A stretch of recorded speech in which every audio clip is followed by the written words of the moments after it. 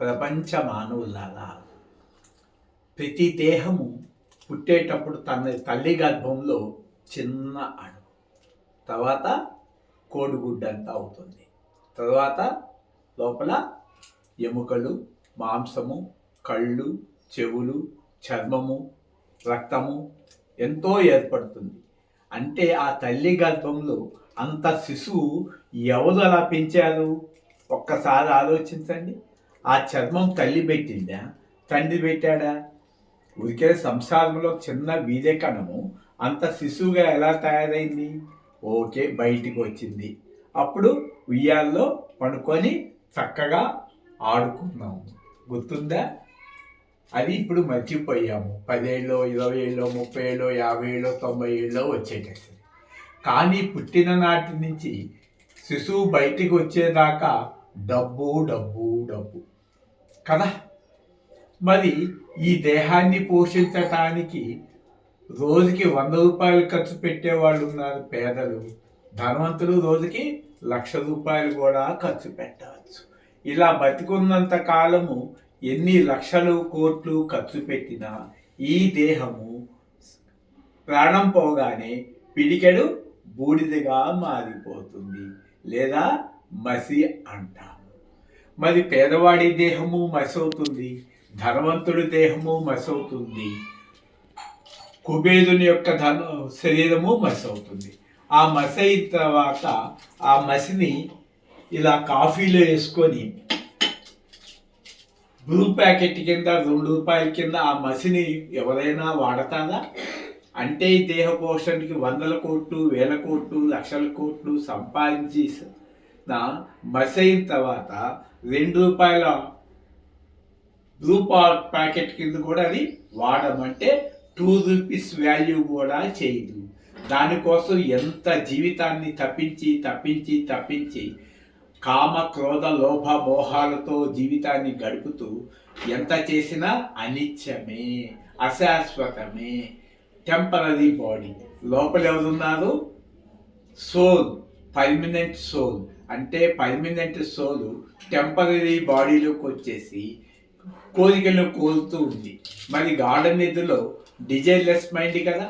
అప్పుడు గార్డెన్ నిధిలో కోరుకో, నీకు ప్యారిస్లో తీసుకెళ్తాను, భోజనం పెడతాను, 1,00,000 కార్లు ఇస్తాను, 1,00,000 కోట్లు కరెన్సీ ఇస్తాను, రంపకి కోట్లు ఇట్లా అందగత్తినిచ్చి వివాహం చేస్తాను, మర్మదుడి కన్నా అందవాడిని తీసుకొచ్చి వివాహం చేస్తాను. మరి గార్డెన్ నిధిలో ఏ ఒక్క కోరిక లేనప్పుడు ఎంత హ్యాపీగా ఉన్నాము.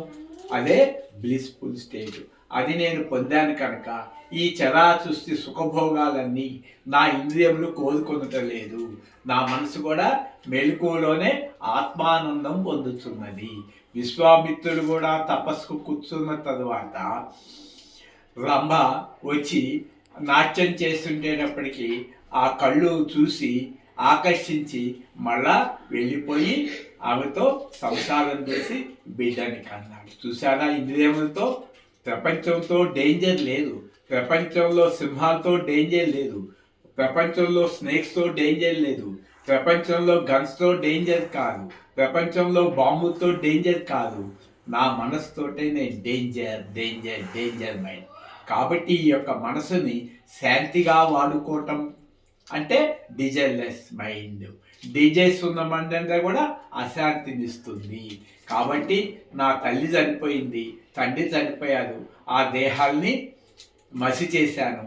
తర్వాత అర్థమైపోయింది ఏ దేహమైనట్లా కాలి బూడిదైపోయినాయేను. ఇప్పుడున్న దేహాలన్నీ కూడా కాలి బూడిదవుతాయి. కాబట్టి దేహాన్ని ప్రేమించకండి, దేహంలో ఉన్న దేవుణ్ణి ప్రేమించండి. గుడికి వెళ్తే గుడిలోని విగ్రహాన్ని ప్రేమిస్తారు, చర్చికి వెళ్తే లోపల ప్రేమిస్తారు, అట్లాగే పిరమిడ్కి వెళ్తే బుద్ధుడిని ప్రేమిస్తారు. లోపల ఉన్నది బుద్ధి. బుద్ధి జడము అంటే ఇల్యూజన్. అది నేను ఉన్నానని తెలియదు. దానికి వెనకాల ఉంది ఎవరు? చైతన్యము, బాస్.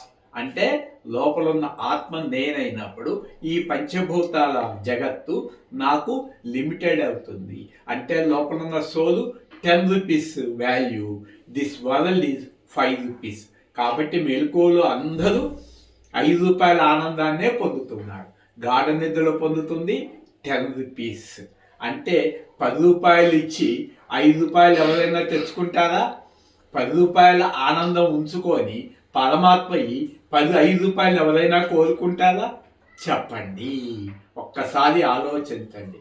30 ఇయర్స్ మై మైండ్ పైన రీసెర్చ్ చేసి ఇప్పుడు పబ్లిక్గా చెబుతున్నాను. ఎన్నో ఛానల్స్లో పీస్ ఆఫ్ మైండ్ స్వామిని ఇచ్చాను. చూడండి. నా శాంతి ముందు ప్రపంచ సంపద అంతా గడ్డి పరక, తెల్ల వెంట్రుక. 1,00,000 టన్నులు బంగారమైన తెల్ల వెంట్రుక, 1,00,000 కోట్ల క్యాష్ అయినా 10. నా దగ్గర ఇప్పుడు పైసా లేదు, పీస్ ఉన్నది.